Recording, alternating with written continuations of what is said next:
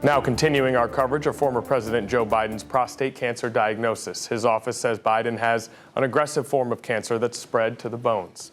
Betsy Carroll, a community health educator at Sentara Health, is joining us now. Betsy, thanks so much for coming.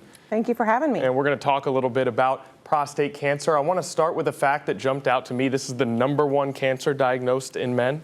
#1 diagnosed, second in cancer death for men. Okay, wow. And, you know, early detection, screenings, those are the types of things that people need to be more aware of, correct? What types of early detections and screenings are offered to men who are especially in that age bracket of risk? Sure. So men will be glad to know that the physical exam is no longer the first line of defense.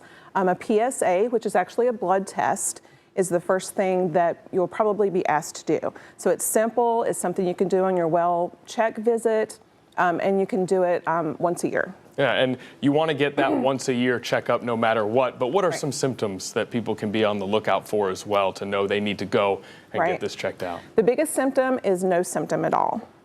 So until the cancer would possibly get into a later stage or you would have other problems, that's when you would see other types of symptoms. But symptoms that you can look out for are issues with urinating, blood in the urine, pain in the abdomen, and also like leg pain, bone pain, that kind of stuff kind of in your legs and hips. But the goal is to get this before you see any symptoms at all, hence the yearly checkups. Now, are some men more at risk than others for prostate cancer? Yes. So African American men are at increased risk. They get cancer or prostate cancer at a younger age, and they get a more aggressive cancer sometimes.